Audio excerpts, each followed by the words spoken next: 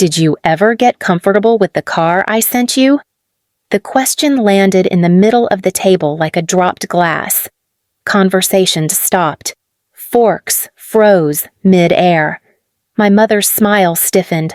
My father looked down at his plate, and my sister suddenly became very interested in her phone. Before I could answer, I want to be clear about one thing. This story is an original creation by the writing team of the Family Afterlight channel, inspired by the hidden corners of family life, and told with the purpose of fostering emotional connection and spreading understanding. My grandfather Arthur was still looking at me, waiting. His voice had been warm, casual, the way it always was when he spoke to me.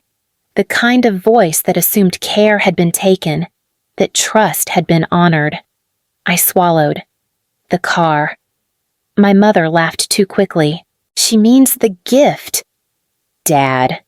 Grace isn't sentimental about things like that. I turned to her. What gift? The air shifted. My father cleared his throat. My sister Faith muttered something under her breath, then stopped when she realized everyone was listening. Arthur frowned. The Lexus.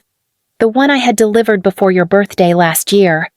My heart started pounding. Not from anger, but from confusion. I never received a car. Silence stretched, heavy and uncomfortable. I could hear the faint clink of silverware from another table, the hum of conversation that had nothing to do with us. My family sat perfectly still, like they were hoping this moment might pass if no one moved. My mother reached for her water glass. Arthur, maybe there's been some misunderstanding. There hasn't, he said calmly. I bought the car myself. I handled the paperwork. I remember the delivery date. I looked from him to my parents. What is he talking about? Faith finally looked up. Her eyes flicked to my mother, then to my father. Mom said it was handled. That's enough, my father said softly. Not to protect me, but to shut the conversation down. Arthur leaned back in his chair, handled how no one answered. I felt something inside me tighten, not surprise, not even shock. Just a familiar, sinking recognition, the same feeling I had grown up with, the feeling that decisions about my life were always made somewhere else. Without me. I got a cake, I said quietly. A small one. Mom told me it was from you. Arthur's face changed. The warmth drained from it, replaced by something colder, sharper. I never asked anyone to buy a cake. My mother set her glass down too hard. Grace, do we really need to do this here? Yes, Arthur said before I could speak. We do. I looked at him then, really looked at him, and saw the disappointment in his eyes. Not in me, in them. For the first time in my life, I didn't rush to smooth things over. I didn't laugh it off. I didn't say it was fine. It's okay. I said, my voice steady in a way that surprised even me. I'm used to not being included. Faith scoffed. You're being dramatic. I turned to her. I'm being honest. Arthur's hand tightened around his napkin. Grace, he said gently, you don't owe anyone silence. Something shifted then. The balance of the table, the weight of years I had spent being the strong one, the easy one, the one who never asked for more. If you've ever been that person, you know how heavy that role becomes, and if you're still listening, maybe you recognize it too. I took a slow breath. I didn't get the car. I said again. And I think it's time we talked about why. No one interrupted me this time. Growing up, my mother loved to introduce me the same way. This is Grace, she would say, her hand light on my shoulder. She's the strong one. It sounded like a compliment. It took me years to understand it was an assignment. When I cried as a child, she would sigh and say, You don't need to make a scene. Look at your sister. Faith would be curled up on the couch, fragile and quiet, already wrapped in concern. She feels things more deeply than you do. If I brought home a perfect report card, my father would nod once. Good. That's what we expect from you. Then he would turn to Faith. Did you try your best? Trying was enough for her. Succeeding was required of me. At family dinners, Faith spoke without thinking. Everyone laughed. When I spoke carefully, choosing my words, my mother would interrupt. Grace, let your sister finish. She's younger. I learned early that timing mattered. Silence mattered more. Once, when I was about 13, I stayed up late finishing a school project. I fell asleep at the table. My mother shook me awake and frowned. You're exhausting yourself for no reason. The next night, Faith stayed up late texting friends. My mother tucked a blanket around her shoulders. She needs rest. She gets overwhelmed. I watched all of it. I cataloged it. I told myself it was fine. By the time I reached high school, being the strong one meant something very specific. It meant I didn't ask for help. It meant I didn't complain. It meant that if something went wrong, the assumption was that I could handle it. When college acceptance letters came, my mother barely glanced at them. Tuition is expensive, she said. We need to think about Faith's future too. My father added, You're resourceful. You'll figure it out. I nodded, because that was my role. Faith smiled sympathetically. You're so independent. I could never do that. She said it like admiration. I heard it as permission. Permission for them to step back. Permission to stop showing up. So I started working. I paid my own bills. I learned how to smile through disappointment and call it maturity. Whenever someone praised me for being responsible, my parents nodded along, as if this had always been their plan. At dinner tables, in quiet moments, I sometimes wondered what would happen if I wasn't strong. The thought passed quickly. There was no space for it to land. Strength, in my family, was not something you chose. It was something that excused everyone else from choosing you. I was 18 when my father slid a folded piece of paper across the kitchen table. It's a list of places hiring, he said. Retail, food service, warehouse work. Something flexible. I looked at the paper, then at him. I got accepted to 3 colleges. My mother didn't look up from her phone. Acceptance isn't the same as affordability. I have scholarships. I said, not full, but she cut me off. Faith will be applying soon. We can't stretch ourselves thin. I understood then that this wasn't a discussion. It was a verdict. So I'll work, I said. My father nodded, relieved. That's the spirit. You've always been practical. Practical became my permission slip to be unsupported. I started at a small electronics store near the mall. The manager, a woman named Karen, showed me how to log inventory and handle returns. If you're reliable, you'll get more hours. She said, I was reliable. I closed on weekends, opened on weekdays, covered shifts when people didn't show. When my feet ached, I told myself it was temporary. When customers snapped at me, I told myself it was experience. At home, no one asked how work was going. Faith, meanwhile, complained about stress. I can't focus with all this pressure, she said one afternoon, dropping onto the couch. My mother rubbed her back. You shouldn't have to work right now. School is your job. I came home that night after a double shift and overheard my father say, Grace can handle herself. She always does. They spoke about me like I wasn't there, like I was a solved problem. When my first paycheck came, I paid my phone bill. The next one went to groceries. I learned quickly how much independence actually cost. One evening, Faith waved a new jacket in front of me. Do you like it? Mom said I deserved something nice. It looks good, I said. She smiled. You're lucky. I'd hate having to work. I didn't answer. There was nothing to say that wouldn't sound bitter. Karen noticed I stayed late every night. You don't have to prove anything here, she said. I almost laughed. I had been proving things my entire life. By the time I moved out, no one stopped me. No one asked if I needed help. My mother hugged me quickly and said, You'll be fine. She was right.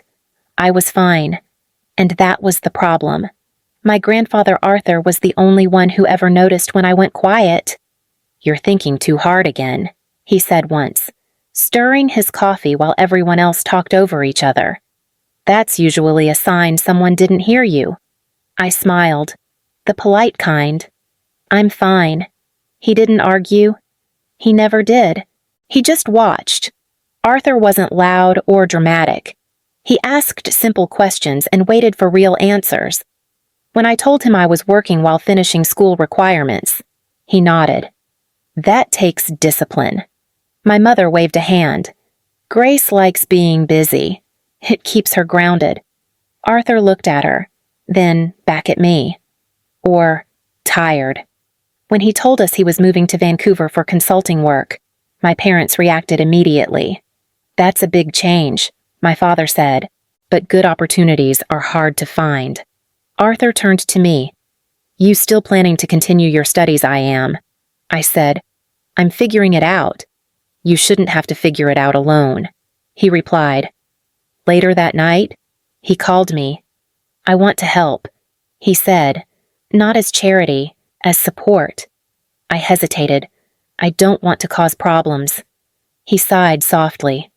"Grace, asking for help isn't causing problems. Ignoring needs is." He told me he would send money each month, enough to ease tuition and give me room to breathe. He said he would transfer it to my parents to keep things simple. "They're family," he said. "I trust them." I did too. Or at least, I told myself I did. The money started arriving after he moved. I didn't see it, but I felt its presence everywhere else. My mother stopped stressing about bills. My father mentioned renovations. Faith talked about trips like they were casual thoughts. When Arthur called, he asked, "Did you get what you needed this month?" "Yes," I said. It was easier than explaining what I didn't know how to prove. "You work too hard," he told me once. "Don't confuse endurance with destiny." At family gatherings. He watched quietly while Faith talked about plans and my parents nodded along. When I spoke, he listened. "You have a good head," he told me, "and a steady heart. That matters." No one else had ever said that. When he hung up after those calls, I felt lighter, seen. It never occurred to me that the help meant for me was being filtered, redirected, rewritten. Arthur trusted my family, and I trusted the silence. The first time I noticed something was wrong, it wasn't because I saw money. It was because I stopped hearing complaints. My mother used to talk constantly about bills, electricity, groceries, gas. After Arthur moved to Vancouver, those conversations disappeared. One evening, she set her phone down and said, "We're finally breathing a little." I nodded. "That's good." She smiled. "Your grandfather really stepped up." I waited for her to say my name after that. She didn't. A few weeks later, my father mentioned casually, "We're repainting the kitchen. Just a refresh." Faith clapped her hands. About time. The old color was depressing. I looked at my plate. "How are you paying for that?" My father shrugged. Things worked out. Arthur had told me the plan clearly. $850 a month. For school. For stability. For me to stop grinding myself into the ground. I counted months in my head. I counted rent payments. I counted exhaustion. Nothing matched. When Arthur called, he asked the same question every time. "Did everything come through all right?" "Yes," I said. "Thank you."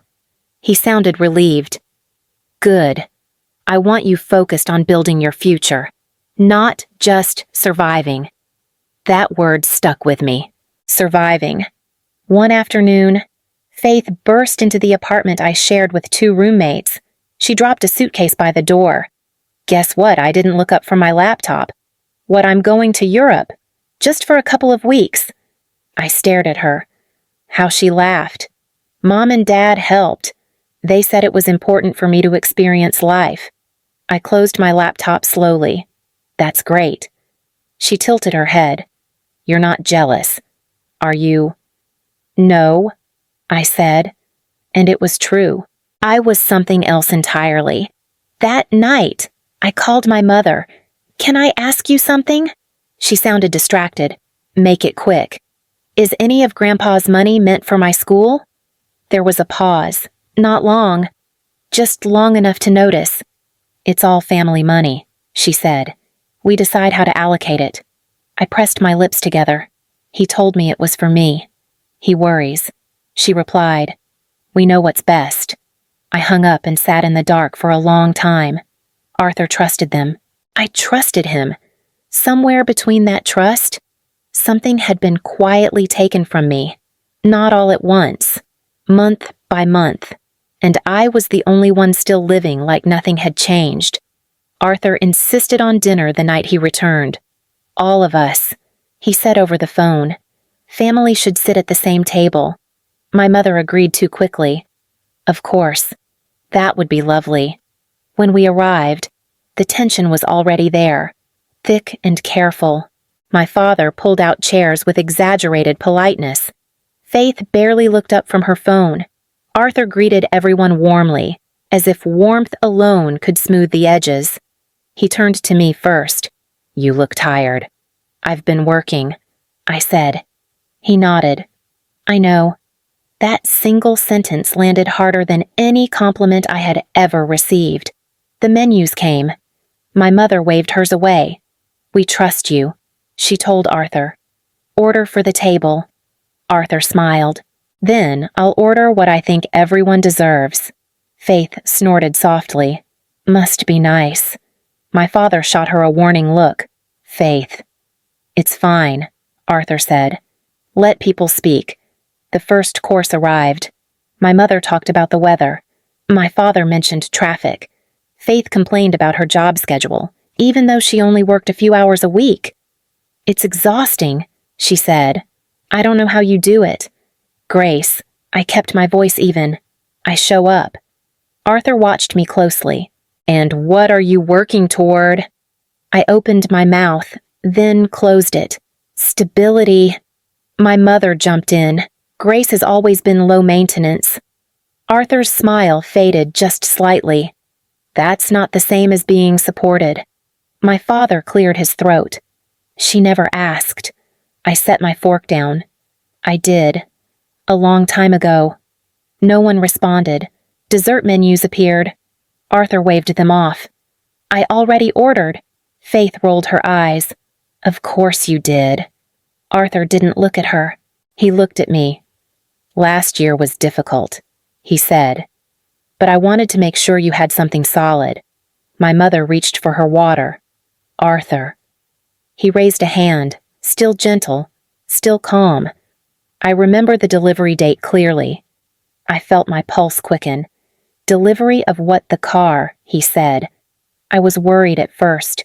New places can be overwhelming. My mother laughed, thin and sharp. "She's not a car person."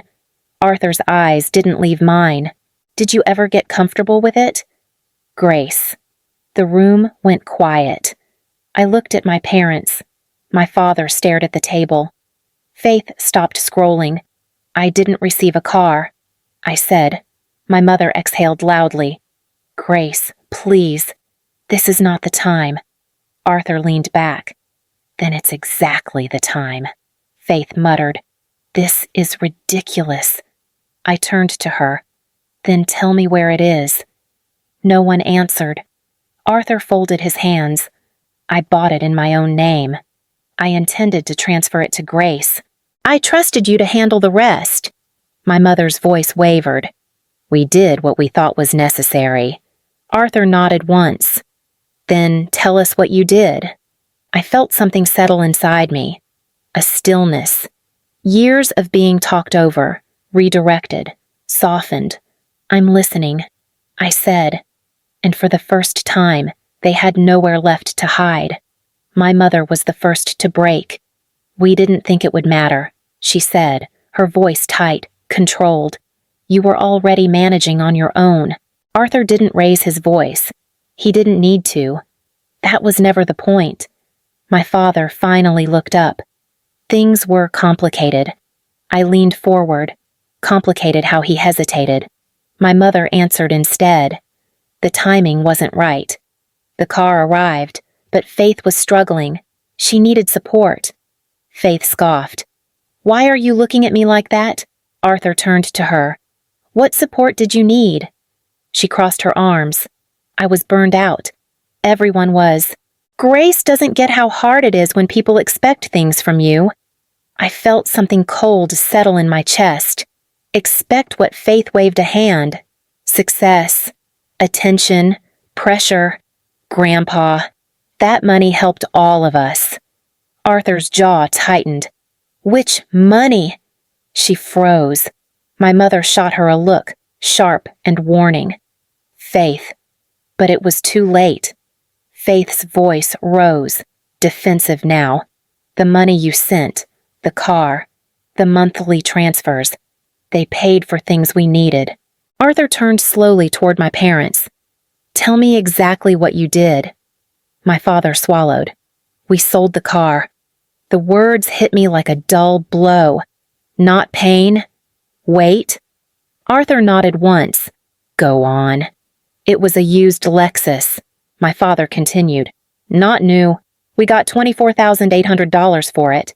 I exhaled slowly. I had worked for years and never seen that amount in one place. And the monthly transfers Arthur asked. My mother's hands were shaking now. "We used them. $850 a month. For 32 months. For what I asked." She met my eyes for the first time. For the household. For Faith's needs. For keeping things stable. I laughed. Once. Short and humorless. "I was paying rent and groceries while you were keeping things stable," Faith snapped. "You always make it sound worse than it was." Arthur looked at her sharply. "You traveled to Europe." She shrugged. "It was educational. With money meant for Grace," he said. My mother tried to recover. "Arthur, you don't understand how much pressure we were under. Grace never needed anything." I spoke before he could. I needed honesty. The table went silent again. Not the stunned silence from before. This one felt exposed. Arthur folded his napkin carefully. "I trusted you," he said to my parents. "I trusted that you would pass on what was not yours to keep." My father rubbed his forehead. "We're family." Arthur's voice hardened. "Family does not steal from their children." Faith pushed back her chair. "You're all overreacting. Grace turned out fine." I stood, not abruptly, just enough to shift the room. I turned out functional. "There's a difference." She rolled her eyes. "You love playing the victim." I met her gaze. "You love pretending you didn't benefit." Arthur looked between us, his disappointment unmistakable. "Grace worked while you spent. She lived carefully while you lived freely. And you call that fair." My mother reached for his arm. "Please, we can fix this." Arthur pulled away gently. "You already fixed it. You decided who mattered. No one spoke. I felt something strange then. Not rage, not grief. Relief. The truth was finally out in the open, and it didn't belong to me anymore. Arthur turned to me. "Grace, I need you to hear this clearly. None of this was your fault." I nodded. "I know." Faith laughed bitterly. "So what, now?" "Are you going to abandon us?" I picked up my bag. "I'm going to stop pretending I was ever included." Arthur stood beside me. "And I'm going to stop financing dishonesty." My mother's face crumpled. "You can't just walk away." Arthur looked at her calmly. "You walked away from her years ago." I didn't look back as we left the table. For the first time, the silence behind me didn't feel like rejection. It felt like closure. We didn't leave immediately. Arthur asked for the check and waited, his posture calm, deliberate. My parents watched him like the ground might open if he moved too fast. Faith stood a few steps away, arms crossed, jaw tight. My mother spoke first. "Grace, let's talk about this later." I looked at her. Later has always meant never. My father tried a softer tone. "You're emotional right now." Arthur answered for me. "She's clear." He paid his portion and slid the rest of the check back toward my parents. You can cover yours. My mother's mouth opened, then closed. She nodded. Once. Outside, Arthur stopped and turned to me. I want to offer something, he said. Not a solution. A choice. I waited. I can arrange work for you in Vancouver. He continued. Operations support. A steady role. Nothing handed to you. You'd earn it. My parents stepped closer. My mother's voice shook. You can't take her away. Arthur didn't raise his voice. I'm not taking anyone. I'm offering. My father looked at me. You're really going to do this. I held his gaze. I've been doing this alone for years. Faith scoffed. So now you're better than us. I turned to her. No, I'm just done being smaller so you can feel bigger.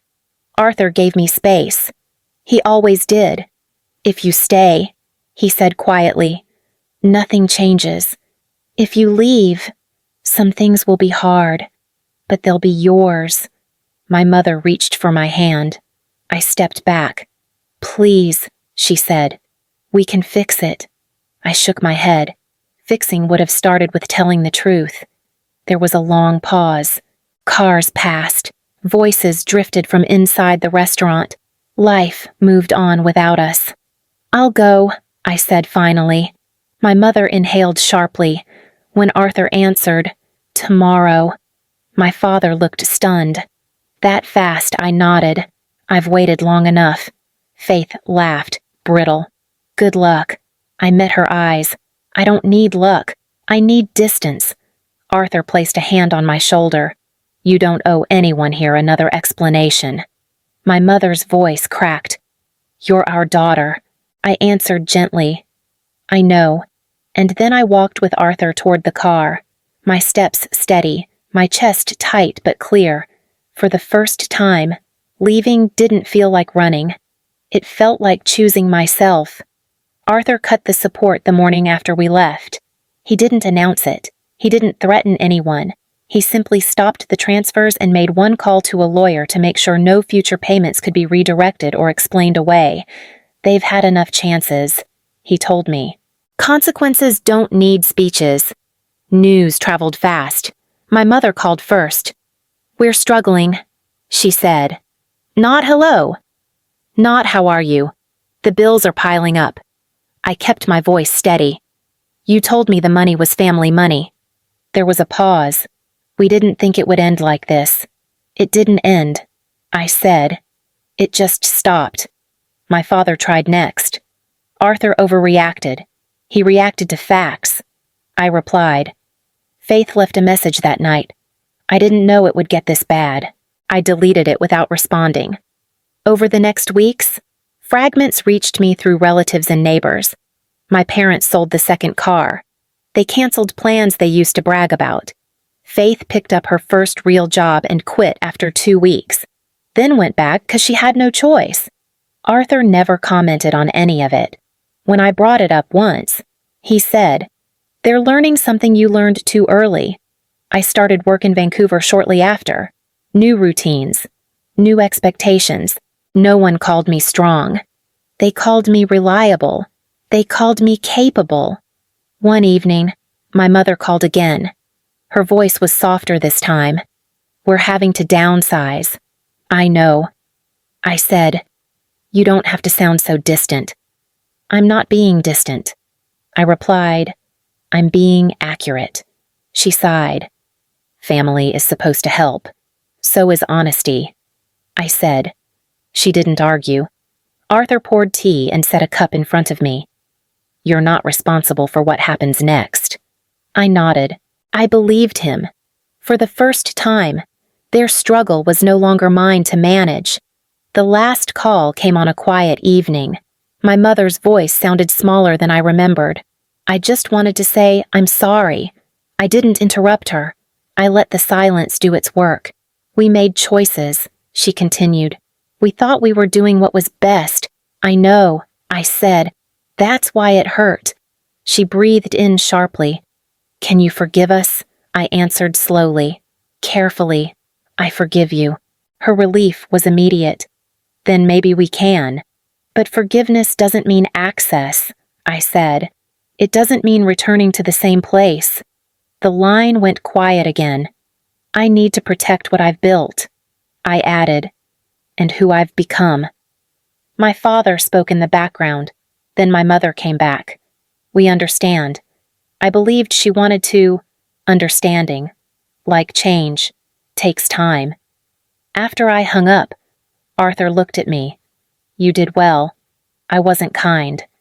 I said, You were honest, he replied. That's kinder than pretending. Weeks later, I drove past the old house on my way to a meeting. I didn't slow down. I didn't look back. There was nothing left there that belonged to me.